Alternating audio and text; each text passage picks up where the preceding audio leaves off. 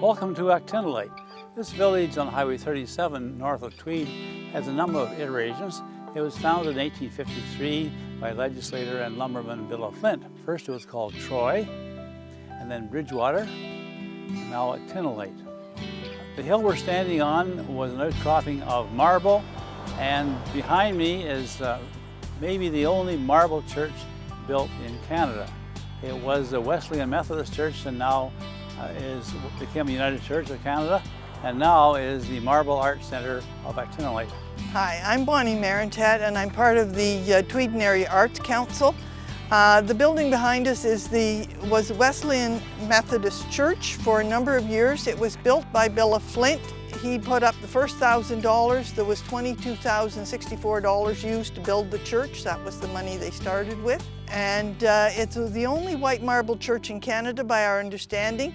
The marble was mined about 230 feet that direction. And there is a school that he built up here made of the same marble. The church was started in 1864, and it took 2 years to build it. So in 1866 they finished it. In 1864 they did lay the cornerstone. I still haven't found the actual cornerstone, but it's here somewhere. In 1889 there was a fire started in Actinolite. Most of the people were in Madoc celebrating the Queen's birthday, and so the inside of the church burned, but it was rebuilt again. The spire was burned off the top of the tower. The bell was still in the tower, and that has now been removed and will be placed out front. In about 2005, the congregation had diminished to a point that they felt it wasn't worth keeping the church. They couldn't keep the church going on their own, so they decided to sell it. The United Church sold it with the condition it had to be used for a community building.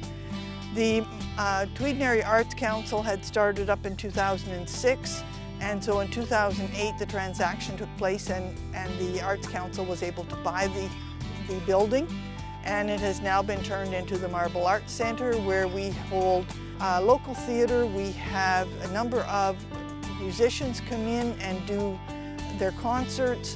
We run student theatre here twice a year, and so it's a very busy building most of the time, and put to good use. I'll introduce you now to Vicki McCullough, who's with the MAC, and she'll explain more details about this village and about this church. So the Arts Council was really pleasantly surprised back in 2019. We received an email from a fellow up in Sudbury who mentioned that while going through some of his father's belongings, he found a silver trowel that was in fact used to lay the cornerstone here at the church back in 1864.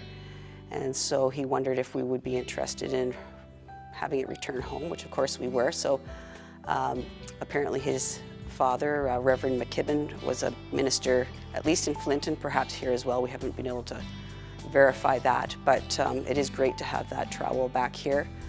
Well, that's our tour of Actinolite.